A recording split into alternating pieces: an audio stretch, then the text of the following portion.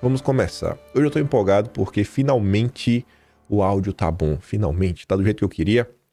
Nas últimas horas, comprei no precinho aquela espuma acústica, botei no teto, botei na porta, botei nas paredes. Agora tô me sentindo de volta como tava antes. Mas, vamos pro vídeo. Justiça determina derrubada de vídeos em que Marçal faz insinuações sem provas sobre bolos. Sabe do que é, né? Aquela história lá do nariz, vamos falar assim. Aí tá ali, ó. Influenciador associou deputado a consumo de coisas que deixam você biruta. A decisão liminar atende a pedido feito por Boulos, a quem também foi concedido o direito de resposta, que deverá permanecer nas redes sociais de Marçal pelo dobro do tempo que os vídeos impugnados continuem no ar.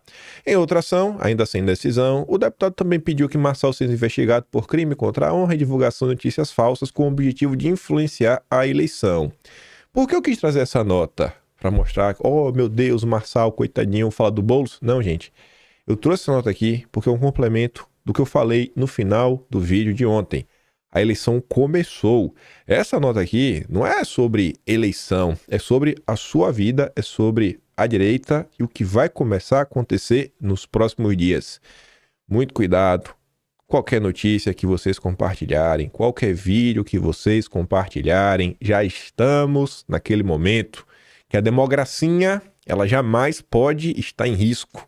E quem atentar contra ela vai conhecer o peso da mão do Estado. E aqui vocês estão vendo, ó, fake news, derruba o vídeo do ar, faz isso, faz aquilo outro. Aí depois, não adianta reclamar, o Brasil é daquele jeito, ditadura. Começou. Isso daqui possivelmente vai até depois do segundo turno. Então, pelos próximos meses, se vocês já andam pela sombra, ande pela sombra de guarda-chuva. Uma coisa que eu tive que concordar com a Janaína Pascoal em termos, né? Se você puder ampliar um pouco o que ela está comentando, eu acho que, na verdade, não deveria ser só o executivo, nem só os vereadores. Eu acho que isso daqui deveria ser uma questão nacional, a nível federal. Como é que nós vivemos num país que aquelas coisas não são legalizadas e eu espero que nunca sejam? É que você pode ter, por exemplo, um representante do povo em um cargo do executivo, legislativo, etc. E o cara, né, usa umas coisas meio complicadas. Você vê, para ser caminhoneiro hoje em dia, né, para renovar um determinado tipo de carteira, você tem que fazer um teste toxicológico. Mas para você ocupar um cargo da administração pública, você não precisa? E a Janaína Pascoal está falando sobre isso, ó. Senhores vereadores, reflitam se não seria o caso de propor uma lei para obrigar candidatos à prefeitura a fazer um exame. Participei de discussões nesse sentido com relação aos profissionais da área de segurança e transporte, mas me parece prudente estabelecer esse requisito para aspirantes ao Poder Executivo. Eu acho que isso aqui não deveria ser. Eu nem sei se o vereador pode fazer isso. Eu realmente acho que isso aqui, a nível federal, para valer para todo o país, do presidente da República até o vereador. Se você ouve essas coisas, cara, o seu lugar não é na política. O seu lugar, para mim, não é na política. Não é na política. Para mim, não é. Aí vai de cada um. Mas voltando aqui, eleições fazem milagres. Milagres. Eleições fazem milagres.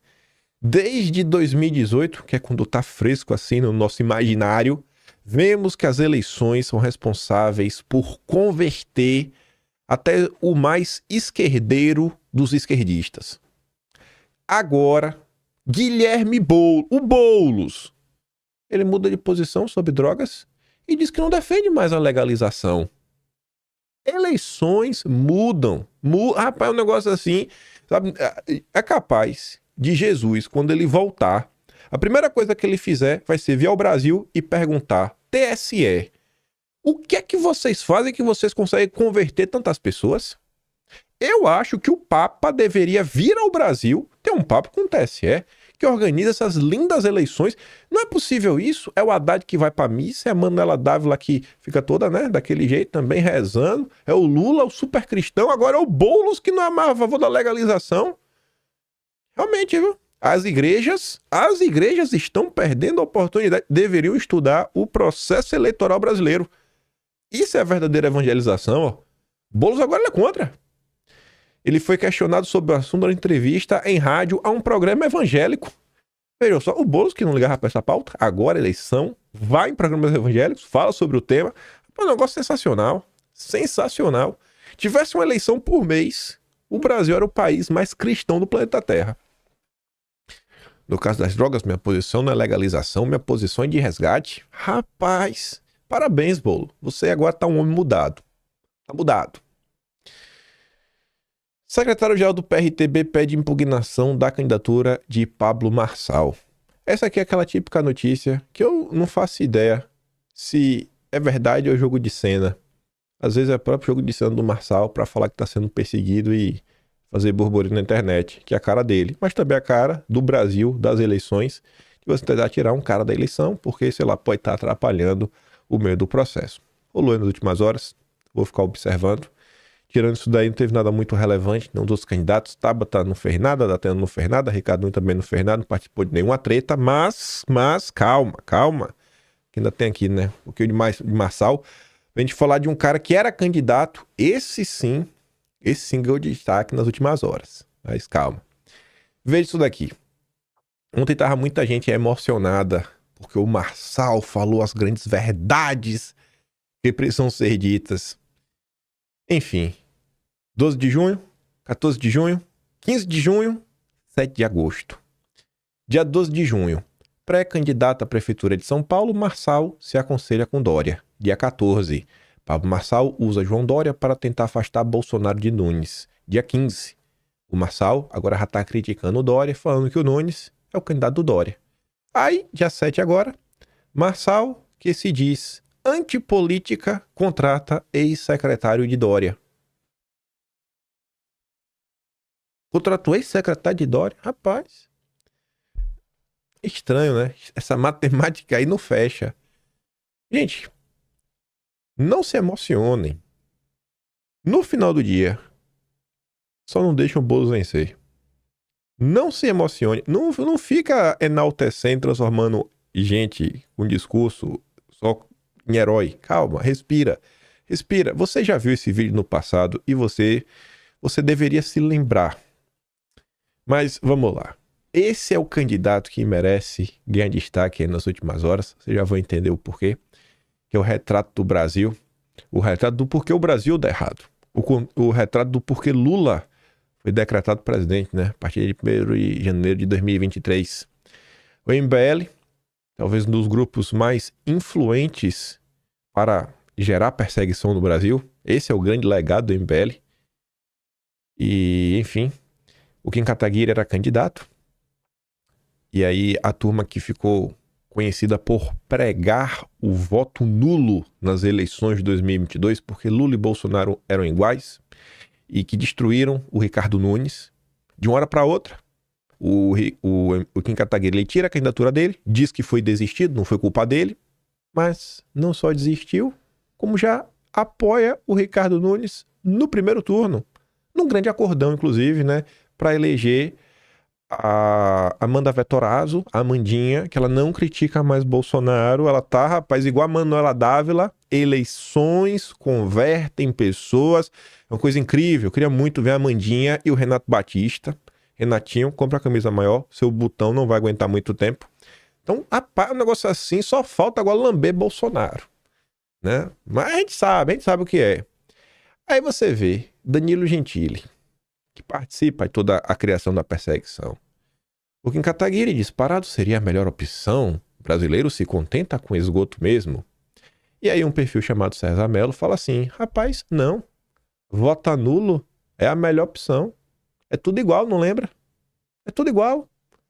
Essa turma sempre tenta aparecer como se nada tivesse acontecido, tentando se vender como solução. Mas eu queria falar do Gentili para mostrar isso daqui, ó. Não só isso. Isso e mais uma coisa. A outra, inclusive, já estava meio que separada para comentar no vídeo de hoje. Só que você vê. Nando Moura gravou um vídeo para falar do debate de São Paulo. E Nando Moura não tá falando de Bolsonaro? Todo assunto que acontece no Brasil, o bicho fala de Bolsonaro. Eu falo todo assunto. Isso daqui eu tinha separado no vídeo de ontem. É o retrato do Brasil. As pessoas, elas vêm tomando muitas decisões, não com base em questões lógicas, em questões que fazem sentido, mas as pessoas estão tomando muitas decisões por puro ressentimento. É uma questão puramente emocional. Esse vídeo aqui, eu tinha visto em outra conta. Antes de dormir, acho que quinta-feira. Eu perguntei à pessoa, isso é real ou é deepfake? Eu achei que era deepfake. Aí eu fui dormir. Quando eu acordei, eu fui lá ver se o cara me respondeu. Só que assim que eu abri o Twitter, eu vi o post da Tsuki. Eu falei, rapaz, é como eu sei que a Tsuki é mais ponderada e dificilmente vai ter a conta banida, e como eu quero guardar esses vídeos para a posteridade no Atlas, eu já coloquei o da Tsuki, inclusive tem legenda, para quem tiver qualquer problema, né, de, às vezes, sei lá, enfim, muito mais fácil o vídeo legendado. Ela colocou, tive que assistir para acreditar. Ele realmente conseguiu colocar o nome de Bolsonaro no meio dessa tragédia. Nem vou rir, porque isso daqui pode ser uma doença espiritual. Aquele rapaz ali que tá no monitor Nando Moura é chamado Daniel Mastral. Ele não tá mais entre nós, perdeu a vida. Ainda não se sabe se foi ele mesmo que tirou. Tudo indica que sim, ou talvez tiraram, eu não bate na internet, mas tudo indica que ele não quis mais viver, vamos falar assim. Aí Nando Moura foi comentar sobre esse caso. Porque o Daniel Mastral era um cara que, em tese, no passado era satanista e deixou de ser, e começou a denunciar, né, o que esses grupos fazem. E escute o homem. Às vezes, nós simplesmente não queremos enxergar uma realidade que é óbvia. Quais foram os grandes nomes do satanismo brasileiro e mundial que o Daniel Mastral entregou? Fala pra mim. Eu digo pra você honestamente, não existe nada mais satânico hoje em dia do que o culto à personalidade em cima de um cara como Jair Bolsonaro. Não existe nada mais satânico e perverso do que, por exemplo, o Mamacote, que está junto com um cara desse. Vocês entenderam isso? Quem foram os grandes satanistas que o Daniel Mastral entregou? Aí depois ele fala, não, que o maior problema disso, o maior satanismo que existe hoje, que idolatra Bolsonaro. O cara conseguiu enfiar Bolsonaro num vídeo como esse. Qual a diferença disso daqui? Sem piadas agora. Para um petista que age de forma cega para qualquer notícia que aparece com Bolsonaro e ele age assim de forma visceral. Qual a diferença do Nando Moura para um petista que age de forma visceral? Me explica. E assim, tu não vai me explicar, tu pode botar no comentário, né? Vou ler depois. Mas pense com você mesmo. Isso é o que se tornou o Brasil. Isso é o que se tornou o Brasil. Para Nando Moura, né? Essas pessoas aí. Aqui é outra viagem. Todo dia agora Bolsonaro tá num lugar diferente. Eu tô fazendo questão de mostrar todo dia. Para Nando Moura, né? Essas pessoas aí estão. Isso aqui é satanismo. Ai. Camaragibe, Pernambuco, 5 da tarde, sexta-feira, 9 de agosto. Obrigado, Pernambuco. Nossas condolências pelas vítimas do trágico acidente aéreo de hoje, né? Teve ontem, notícia pesada, nem quis colocar no vídeo. E aqui foi em Carpina, também no dia de ontem, 11 da manhã. Sério, você olha pra isso daqui, só, não existe nada mais satânico do que isso aqui, Nando Moura. Enfim, falei pra vocês, né, que Bolsonaro tinha algumas horas para dar algumas explicações. E quem disse isso foi o Igor Gadelha. Na verdade, não é o Igor Gadelha. O Igor Gadelha reportou sobre isso. O ministro intimou Valdemar e Bolsonaro a explicarem ida ao mesmo evento. O ministro intimou Bolsonaro e Valdemar para explicar a ida ao mesmo evento político no sábado, dia 3, em São Paulo, mesmo estando proibidos de manter contato direto. Mas eu creio que eles não mantiveram contato direto. Acho que eles só estiveram no mesmo local. Tanto que foram publicadas notas na imprensa na época que a logística para ambos poderem subir no palanque. Quando um estava no palanque, o outro não estava. Foi Bolsonaro descer para Valdemar poder subir. Eu não acho que Bolsonaro, nessa altura do campeonato, não muito menos o Valdemar, ia querer criar algum tipo de problema por uma besteira como essa. Mas né? Tem 48 horas, segundo o Will Gadelha. 48 horas. 48 horas. Voltaram as 48 horas, né? E a Folha de São Paulo reportou que o mesmo ministro teria dito no evento, na verdade, antes da participação na 22ª semana jurídica do Tribunal de Contas do Estado de São Paulo, na capital paulista, ele teria dito que São Paulo tem piores candidatos desde a redemocratização.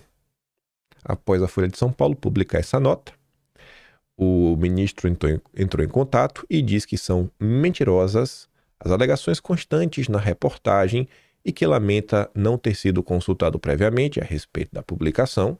E o Guilherme Seto diz que a coluna mantém as informações. Eu acho que os deputados... Acho não, né? Mas ia ser engraçado. Já imaginou um deputado pega isso daqui e protocolar a notícia crime para investigar o Guilherme Seto e a Folha de São Paulo? Eu ia dar risada. Mas é isso, né? Já chegando nesse final, falando do ministro, falando aí das 48 horas. Ontem, sexta-feira, Felipe Martins foi solto, daquele jeito. Quase não foi solto ontem, porque faltou tornozeleira. Nem coloquei isso daqui para não ficar enchendo o saco demais. Mas eu não tenho como evitar isso daqui. O lixo da Globo e uma nota normal, né? O que deveria ser a matéria. Metrópolis. Olha como Metrópolis dá a notícia. Ministro revoga a prisão de Felipe Martins, ex-assessor de Bolsonaro. Aí olha o subtítulo. O ministro determinou que o ex-assessor especial de Bolsonaro fosse liberado da prisão. PGR tinha defendido a liberdade dele. Uma coisa bem relevante, né? Eu acho que é um subtítulo relevante. Com fatos. Aqui só tem fatos. A PGR realmente defendeu. O ministro realmente foi que ele foi liberado. E ele realmente foi liberado. Pronto, é só isso. Reportando fatos. Uma manchete factual. Vamos para o lixo da Rede Globo. Ministro manda soltar Martins, aliado de Bolsonaro, que tentava comprovar que não fugiu. Ministro chegou à manifestação da PGR que apontou não haver provas e que o ex-assessor deixou o Brasil no final de 2022. Né? Aliado, tentava comprovar que não fugiu. Mas é ele que tem que provar que ele não fugiu? É ele que tem que provar que ele não fugiu? Você não é inocente até que se prove o contrário? E se não tem provas, eu acho que não é ele que tem que provar, né? Isso aqui é a Globo. Isso daqui é a Globo. Isso daqui é o lixo da Globo. Esse veículo de comunicação talvez seja o maior problema do Brasil, porque ele impede que as pessoas conheçam a verdade. A Globo só existe com a única, né, objetivo, que é imbecilizar o Brasil. Aí quando digo que ele foi solto daquele jeito, que tiveram várias medidas restritivas. O Cláudio Dantas postou aqui, né, a página da decisão do alvará de soltura. Mas enfim, está proibido, mesmo sem prova alguma contra o sujeito, o ministro determina que Felipe Martins use tornozeleiras e compareça à justiça toda semana. Está proibido de viajar, portar ferramentas, usar redes sociais e se comunicar com quaisquer investigados. Nada de anormal.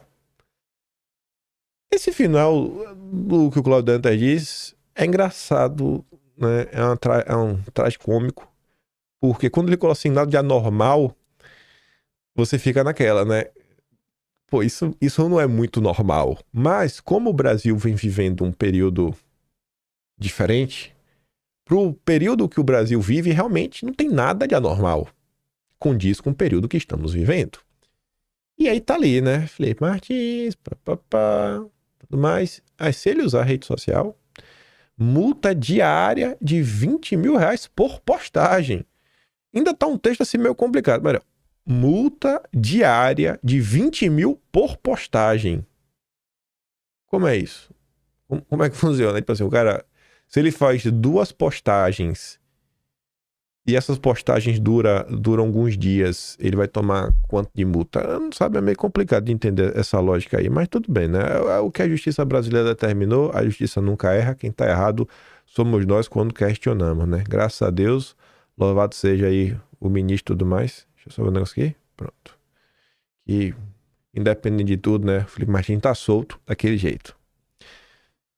Aí o André Marsiglia, que é advogado constitucionalista, e é o advogado... Ele começa, acho que é o primeiro advogado do inquérito das fake news, que quando começou, porque ele foi o advogado da Cruzoé. Então ele tem algum conhecimento de causa. Aí ele fala assim, que a íntegra decisão do ministro, revogando a prisão de Felipe Martins, tem muitos pontos controversos. Primeiro, menciona não haver mais o mesmo risco anterior, tornando-se desnecessária a prisão. Se o risco diminuiu, qual a razão de tantas, foram 7, né, medidas alternativas, que o deixaram praticamente em uma prisão sem grades? Ponto 2. Uma das medidas, inclusive, inconstitucional, e já comentei em post anterior, proíbe que Felipe use redes sociais sob pena de 20 mil por postagem ou diária. Há uma redação confusa nesse ponto. A própria Corte, em decisões anteriores, já considerou censura impedir que presos se comuniquem por cartas ou entrevistas. Como impor a alguém solto restrição maior que ao preso? E ponto 3. Ministro não assume ter sido exagerada a prisão ou sua duração, afirma ter sido necessária, mas gasta parágrafos e citações doutrinárias para a justificar. Quando a regra é clara, não é preciso argumento, basta a regra. Deixo as críticas mesmo sobre o ocorrido para o novo membro da extrema-direita que se infiltrou na Rede Globo. É assim que alguns petistas estão... Você pode achar que eu tô fazendo uma piada, mas isso é sério, gente. Tem petista falando que Joel Pinheiro da Fonseca, Joelzinho, é um infiltrado da extrema-direita bolsonarista.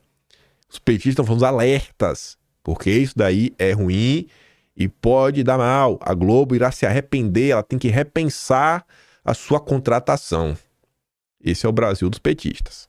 Vou deixar o que o Joel fale, né? Ele que tá falando. Só estou reportando aqui o que ele disse. Mas o que é o mais relevante aqui é justamente esse caso do Felipe Martins. Ele, bom, em primeiro lugar, ele é alguém do núcleo duro ideológico do governo Bolsonaro.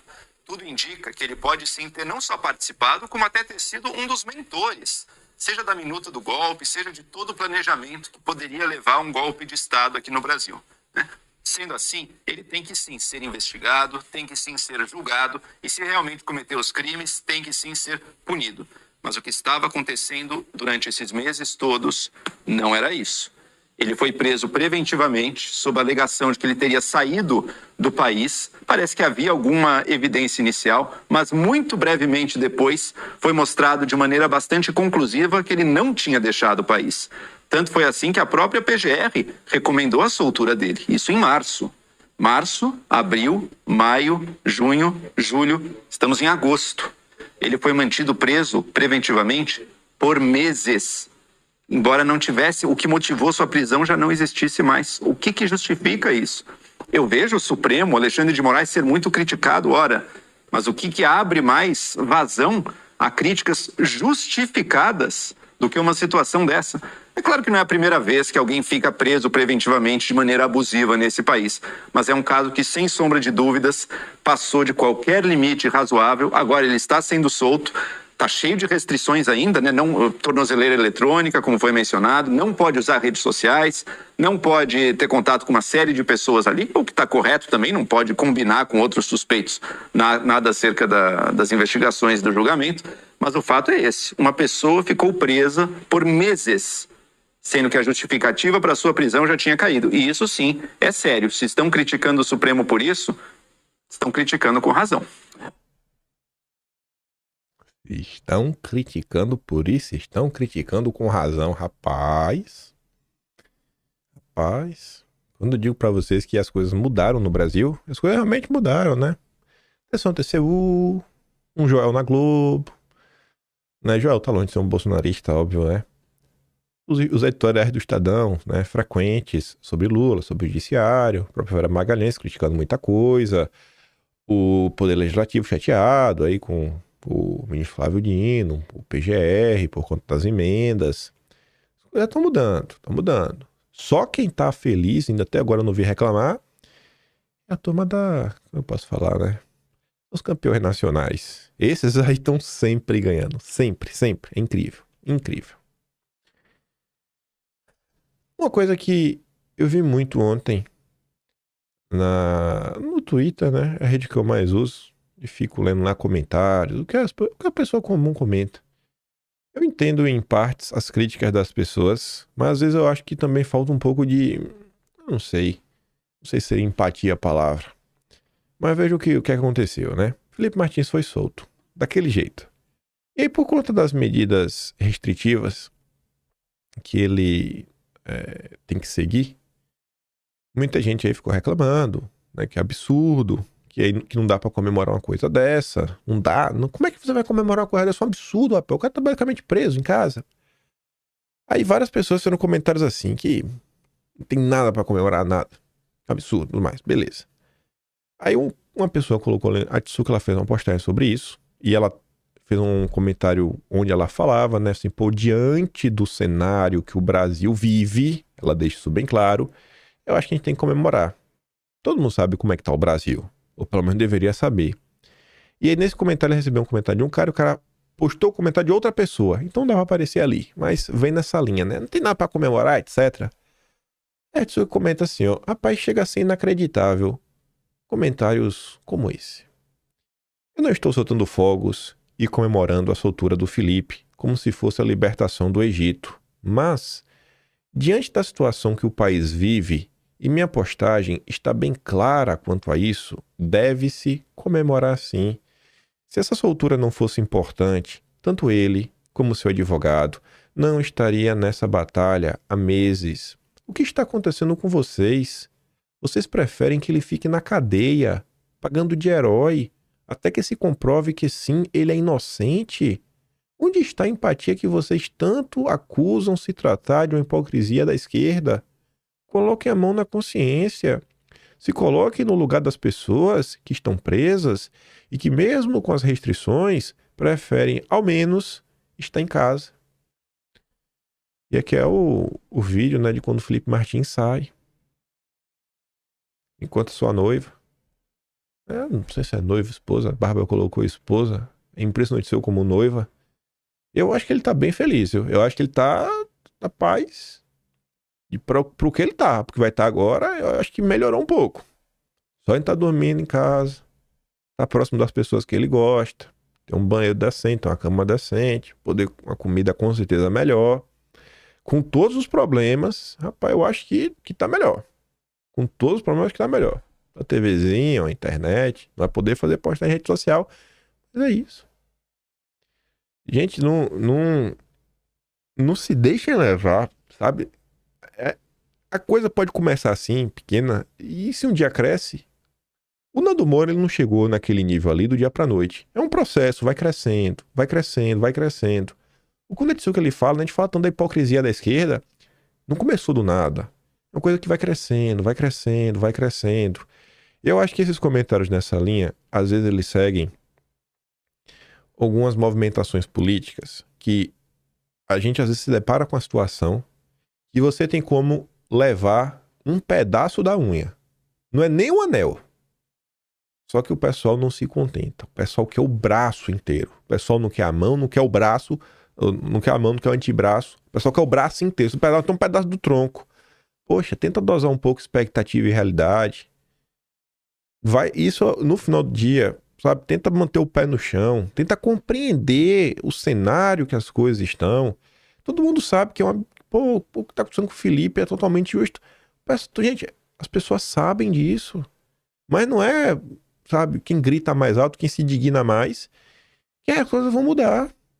Com o cenário atual que o Brasil vive, com o parlamento que o Brasil tem, não vai mudar assim do dia pra noite as coisas, não vai ter assim um clima mais pacífico, com mais liberdade, vai tendo uma coisa ou outra, conforme o Lula vai errando mais, sabe, e vai indo. O Silvinei Vaz também foi solto, até o momento ele não foi condenado, mesmo assim, tá na tornozeleira. É o Brasil. Daniel Silveira pagou a multa, Aí a Revista Oeste mostrou ontem, a gente comentou, que não pagou com correção. Segue preso. Tem algumas linhas das questões jurídicas que diz que mesmo que o cara não tivesse pago a multa, ele tem condições a pedir, né, a progressão de regime. Mesmo que tenha pago a multa. É o Brasil. Isso é justo? Eu acho que não. Eu fico triste, mas com certeza. Sim, tem que dosar expectativa e realidade. Tem que dosar expectativa e realidade, senão... Eu acho que a gente não... Assim, se não for um passo de cada vez... a gente não vai chegar lá. E olha isso daqui. Eu vi isso daqui ontem. Isso aqui é aquela típica postagem que me pega de um jeito que eu falei, rapaz... Isso aqui é aquela coisa... Se for atrás, vira dossiê. Dossiê histórico. Um passo de cada vez. Vejam só. Não sei se vocês vão lembrar. Quando o Supremo discutiu recentemente a questão das 40 gramas... Sabe do que eu tô falando, né?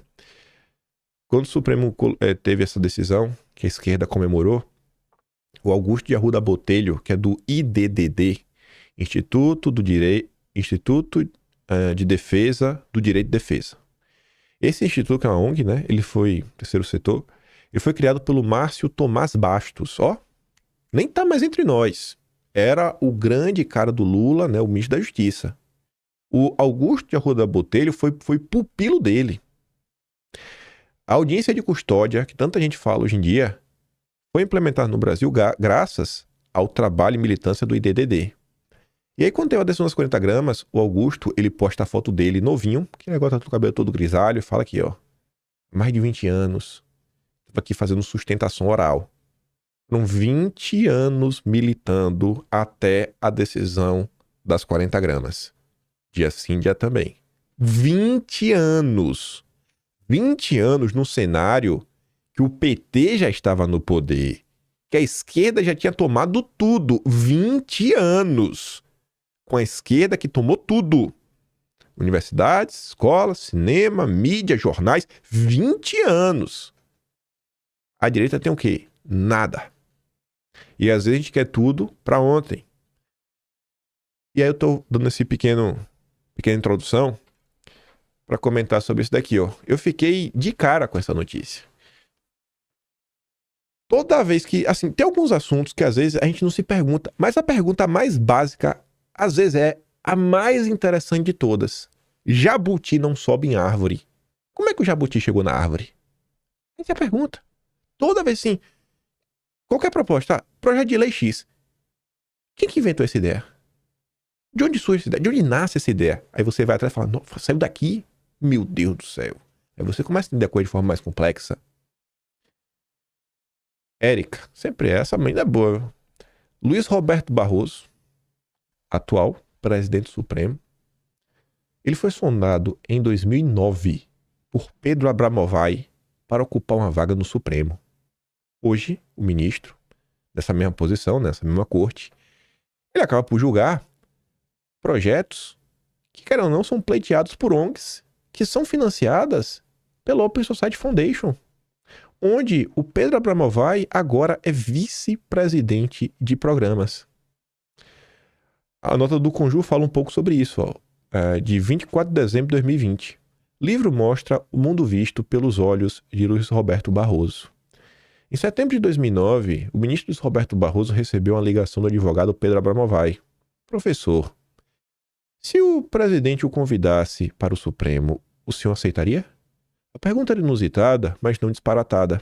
Abramovay ocupava a Secretaria de Assuntos Legislativos do governo Lula. O cara que está no governo Lula hoje é vice-presidente mundial da Open Society Foundation, né? E era ouvido não só sobre temas parlamentares, mas também sobre assuntos jurídicos relevantes. A escolha do próximo ministro do Supremo era um deles. O Barroso venceu naquele momento? Não. Curiosamente, em 2009, ninguém apoiava a indicação de Luiz Roberto Barroso para o Supremo, mas Pedro Abramovay cogitava o seu nome. Abramovay contou que o governo viveu um impasse. O AGU, que na época era o ministro Dias Toffoli, tem uma relação pessoal com o presidente. O presidente Sarney apoia o ministro do STJ, César Asfor Rocha. O ministro Nelson Jobim apoia outro ministro do STJ, o Teori Zavascki. E o ministro da Justiça, o Tasso Genro, apoia o advogado trabalhista Roberto Caldas. Barroso então perguntou, E quem me apoia, Pedro?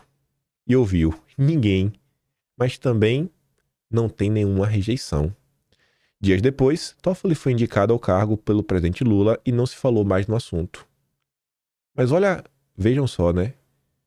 Até a construção pro cara chegar lá foi sendo feita. Foi sendo feita. E vai, e vai, e vai, e vai, e vai, e vai, e vai, vai, e vai, e vai, e vai. A esquerda tem um foco. Os caras vencem porque os caras têm um foco, os caras têm organização. Trabalha dia sim, dia também, dia sim, dia também. Aí o que era que eu tava falando, né? Sobre julgamento de pautas que o Supremo acaba julgando que é interesse das ONGs. Você não vai querer ter um juiz que você sabe que a visão de mundo dele é similar à sua? Fazer campanha para um juiz como esse? A direita não faz isso? Para ter um juiz mais conservador? Eles estão no direito deles. Eles são progressistas, não é isso? Supremo retoma atividade e vai analisar marco temporal e marco civil da internet. Ambas as pautas são temas centrais para os zongueiros. Aí eu quero voltar. PL da Soberania Nacional do Felipe Barros. Talvez esse projeto de lei possa ter o mesmo impacto do projeto de lei do Paulo Eduardo Martins, que acabou com o imposto sindical obrigatório, que acabou por acabar com os sindicatos. Acabou a pelegada nas ruas. Acabou o dinheiro. Olhem que a atuação das ONGs ela é muito maior do que uma simples militância de internet, uma coisinha aqui, uma coisinha colar. André Marsiglia diz, ao retorno do recesso, dentre os temas relacionados para o semestre do Supremo, estará o julgamento do Marco Civil da internet. Nele, avaliarão a responsabilidade jurídica das plataformas e, por tabela, farão a regulação das redes sociais, alegando omissão do Legislativo. Jabuti não sobe árvore. Como cada pessoa chegou onde ela está nos dias atuais. Aí quando você vai ver, né? Aí você fala, rapaz, quem poderia imaginar? E o ministro Roberto Barroso disse que decisões do Supremo atrapalharam o combate à corrupção no país. O presidente do tribunal afirma que ter sido voto vencido não impele a tratar com desrespeito pessoas que pensam de maneira diferente.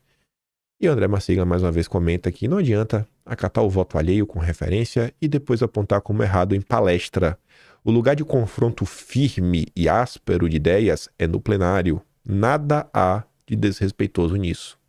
Ao contrário, é a função dos ministros em um colegiado, não exercê-la, que é desrespeitoso. Aí só para fechar aqui esse bloco, até foi um pouco de eleição, a esquerda tem foco, um passo de cada vez. Silvio Almeida. Esse cara tá militando na política muito antes de ser ministro. Ele não é ministro do nada. Não. Ele construiu uma estrada. Senhor Silvio Almeida, talvez um dos ministros mais ideológicos do governo Lula, amigo dos zongueiros, um e carne com a turma do Valfrido Vade também. Ele quer ser senador por São Paulo em 2026. E esse parágrafo aqui do Yoga dele, para mim, diz muita coisa. Interlocutores de Almeida afirmam que ele sonha em ser candidato de um grupo. Não está pensando sozinho. Não é um projeto individual de poder. Não tem muito na direita. Cara, eu quero representar um grupo. Grupo. Essa turma sabe andar em grupo. E o grupo normalmente é mais forte do que o indivíduo sozinho. Não são iguais lições. A gente tem que olhar para o outro lado e tentar interiorizar, né? Falar, rapaz, e aí? Para onde vai? Para onde não vai? Mas no final do dia, o que eu mais vejo é, Bolsonaro isso, Bolsonaro aquilo outro. Opa, o povo chega de voadora no Jair, viu? Eita, Jair, eita. Mas, para não ficar só no temos que fazer isso, vamos mostrar quem foi lá e fez. Não é a garganta, foi lá e fez. Merece uma salva de aplausos. Os brabos. E as brabas também, né? Tem mulheres nisso. Chapa eleitoral do CFM São Paulo se declara de direita conservadora e contra o feticídio. Sem meu corpo, minhas regras. Foram lá e venceram. E vamos ver a repercussão na imprensa, né? Se a Globo tá de um lado, eu tô do outro. Após campanha bolsonarista, CFM elege candidato anti-Lula. Autor de parecer contra Meu Corpo, Minha Regra e Médica que Festou de Janeiro. O Vilimigo fala, a mobilização da direita nos traz pequenas vitórias e com isso espaços são ocupados. Na hora que tem um debate público no legislativo, quem que dá opinião? Normalmente representante de conselhos. Tá lá a turma ocupando espaço. Parabéns, doutores. É uma ofensiva desses personagens de extrema direita ocupar esses espaços para poder influir em decisões fundamentais para a sociedade, diz André Sadi sobre CFM LG, médico anti Meu Corpo, Minhas Regras, e a médica que festou dia 8. O choro da André Sadi é minha alegria. É uma pena que esses bolsões do reacionarismo tenham encontrado guarida num órgão tão importante. A ciência tem que iluminar. A ciência não pode ser utilizada em nome de valores ideológicos próprios, religiosos. Calma, cocada. Calma, cocada. Tá nervoso. Mas quem brilhou foi a tia Maria Cristina Fernandes, que é do valor econômico, né? Especialista em economia, dando pitaco sobre os médicos. Eu vou dar play porque é absurdo atrás de absurdo. A gente falou tanto de Venezuela aqui, né? E o Conselho Federal de Medicina tem conselheiros lá que fazem inveja ao chavismo. O próprio presidente, atual presidente, que foi reeleito por Rondônia, o José Irangalo, ele está há 25 anos no Conselho Regional de Medicina. Ele foi reeleito, é o único estado que apresentou uma única chapa. Então era garantido que ele seria reeleito. E muitos outros conselheiros, a Rosana falou aí, da conselheira do Distrito Federal, o conselheiro do Mato Grosso do Sul. E o que é bastante preocupante nesta eleição, Marcelo, são as evidências de que esses conselheiros que se perfilaram com uma medicina da ideologia, não a medicina por evidência, né? Conseguiram o apoio de seus pares, né? Você vai dizer, não, mas como é que foi exatamente essa eleição? Talvez o sistema eleitoral tenha facilitado isso. É uma eleição de um único turno. Então, e só foram em 2 estados a oposição ganhou, que foi Pernambuco e Paraíba. Nos demais estados a situação levou. Cada estado indica um conselheiro e um suplente. Essas pessoas são eleitas 27 mais 2 das associações médicas e dali é formada a diretoria, é eleito o presidente.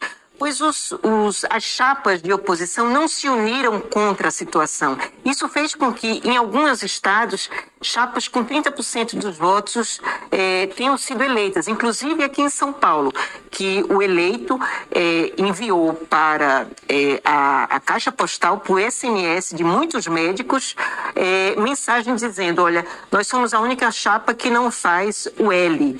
Então foi uma campanha bastante ideologizada e uma campanha que foi vencida pelos médicos que se aliam à ideologia e não à medicina por evidência. E a gente não pode dizer que foi uma eleição por alinhamento dos médicos, não.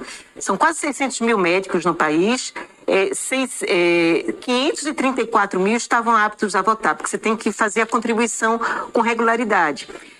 Desses 534, 488 mil votaram. Então, o comparecimento, que era uma eleição virtual, foi de 75%.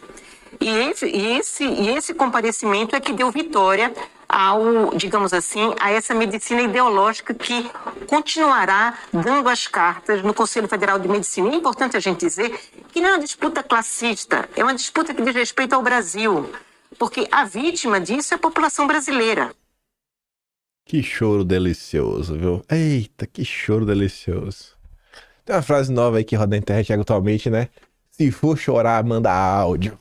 Mandou o áudiozão aí chorando, né? Eita, tia, tá com raiva. Tá com raiva. Chora mais. Chora livre, como diz a Maju. Tá vendo aí, gente? Devagarzinho. Só esse ano teve o quê? O CREA, teve o CONFEA, teve os conselhos tutelares. Tem um mar de notícia ruim todo dia. Um mar de notícia ruim. Mas se você se deixa levar puramente por fatores emocionais, e você não olha a coisa, sabe, de uma forma um pouco maior, um pouco mais ampla, no macro, você fica maluco. Gente, por pior que as coisas estejam no Brasil, sempre tem alguma coisa boa acontecendo. Você olha, quem são? Eu gosto de fazer essa analogia sempre. Quem eram os políticos de direita que estavam no Brasil em 2010? Nem vou muito longe, não. 2010, me cita aí. Além de Bolsonaro, não vale. Me cita 3. 3. Pode ser 3. Não precisa ser deputado, senador, não. 3.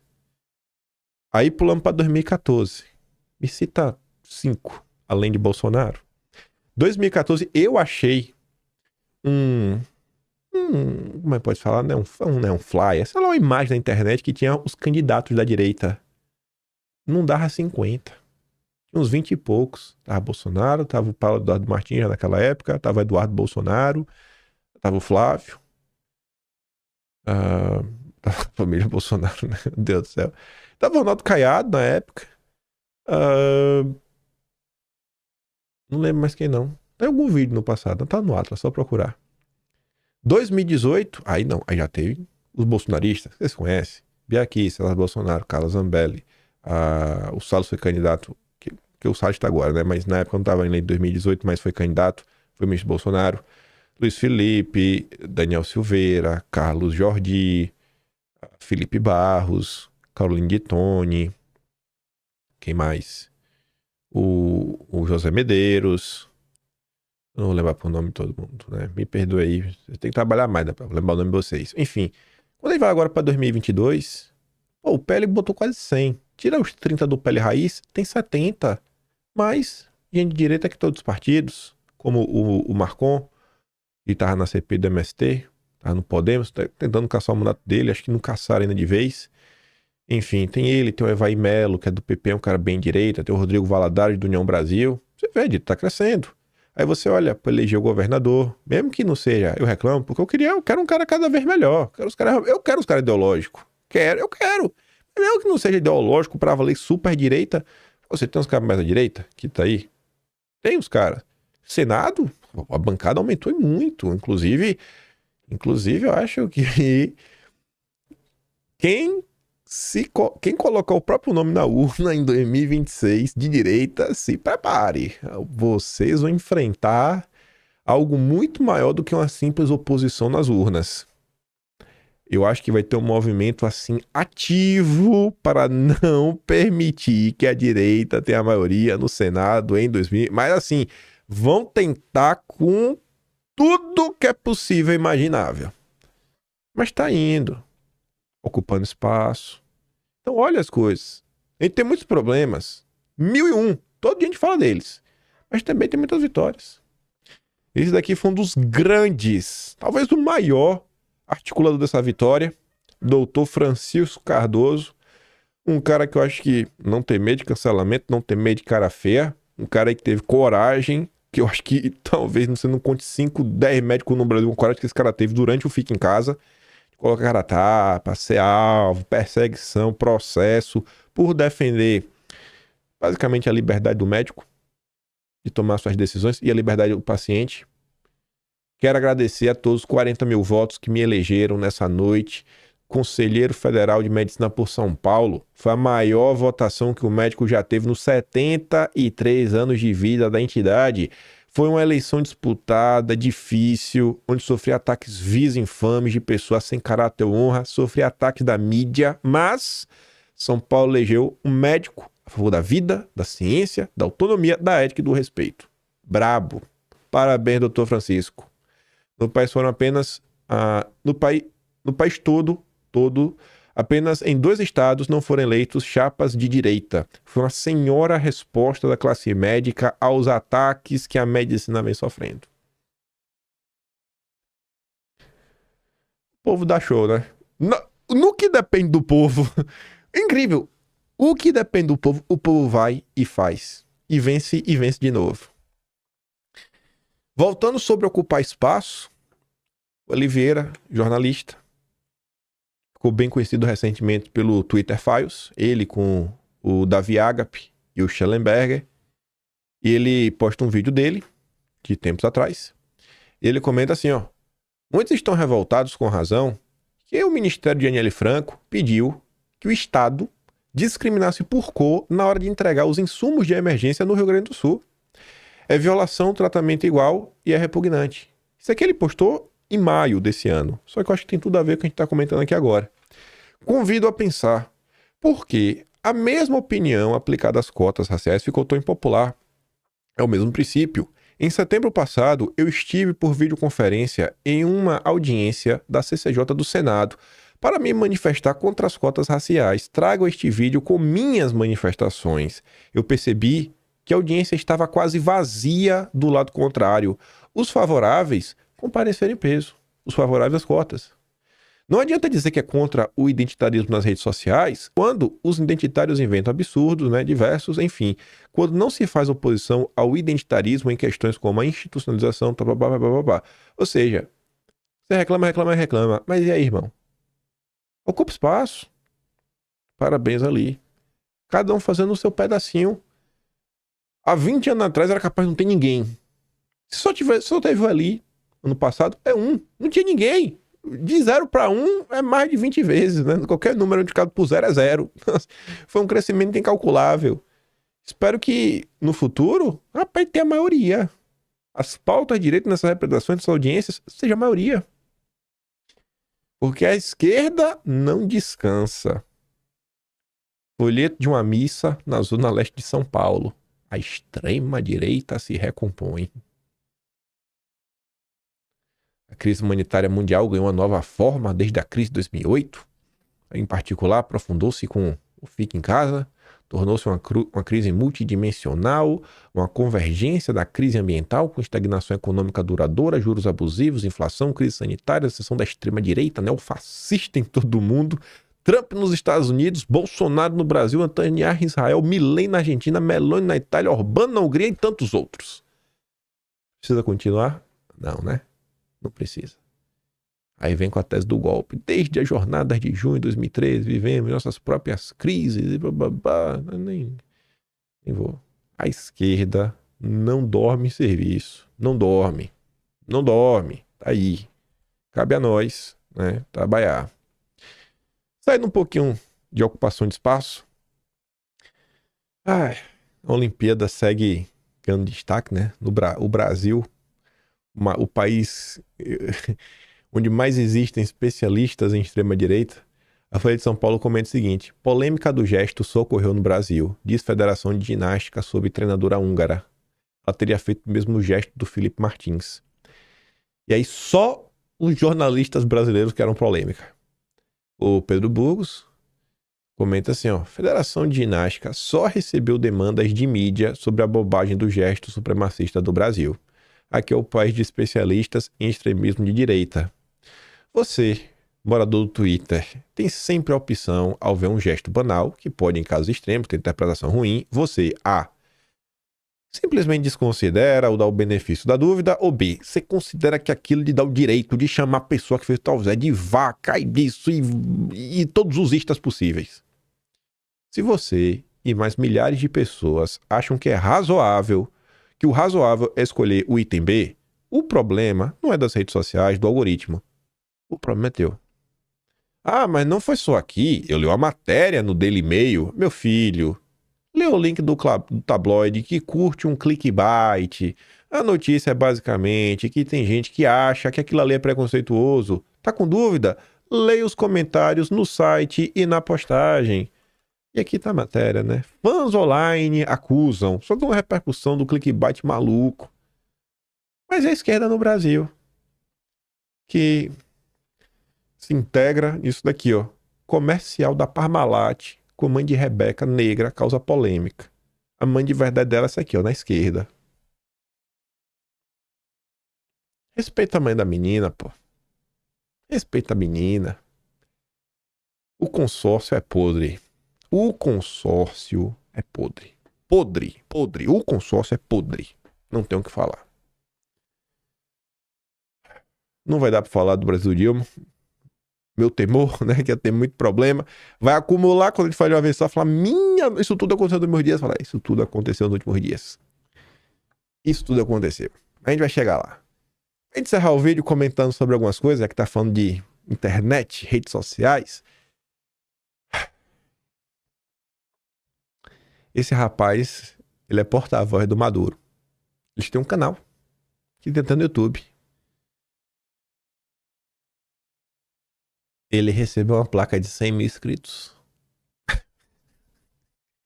E eles estão comemorando. Eles estão comemorando a placa de 100 mil. Ele lê a cartinha que você ganha, né? Parabéns, você, criador de conteúdo, por atingir 100 mil. A carta padrão, todo mundo recebe a mesma coisa. Aí isso faz muitas camadas pra pensar em meio a tanta bagunça. É incrível, né? É incrível.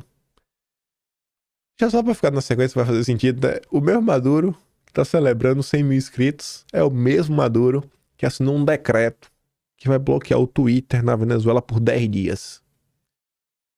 O André Marciga fala assim, ó. Quando aqui se critica que governantes e ministros tratem redes sociais como reduto do extremismo, ódio, fake news, propondo regulação sem debate, é porque trilham um perigoso caminho que, no caso do Maduro, virou disfarce para controle. Democracia não tem inimigos. Os tiranos, sim. Mas vamos lá. Celso Amorim não quer Venezuela nos BRICS. Mas vejam só, rapaz. Lá vai o Lula sabotar o BRICS de novo. Celso Amorim não quer Venezuela entre os BRICS. Celcinho tem dito a interlocutores que a Venezuela complexificaria de maneira negativa a atuação dos BRICS. Madurinho tem jogado com a perspectiva de integrar os BRICS como uma forma de se contrapor à pressão dos Estados Unidos. O Maduro, o ditador Maduro, ameaçou recentemente entregar os blocos operados pelos Estados Unidos, outros países do norte global, a seus aliados no BRICS. E o Celso não quer, não, rapaz, o Celso, Maduro, deixa o petróleo com os Yankees. Vamos ficar em paz com o imperialismo. Esquece o BRICS. Lula vassalo do Biden. Falei pra vocês. Disse o ditador no canal estatal TVV. Se essas pessoas no norte e seus parceiros no mundo cometerem o erro das suas vidas, então esses blocos de petróleo e gás que já foram assinados irão para os nossos aliados dos BRICS. Na presença interina dos BRICS, o Putin convidou Maduro para o próximo encontro em Kazan, a 800 quilômetros de Moscou, de 23 a 24 de outubro. O convite foi recebido como uma forma de demonstrar apoio a Maduro no momento de isolamento do ditador. A entrada nos BRICS precisa ser consensual, ou seja, se o Brasil não topar, Maduro não se sentará de maneira permanente à mesma mesa dos demais. O Lula vai sabotar o Maduro? Qual é, Lula? Você já foi mais amigo do Maduro, viu? E aqui?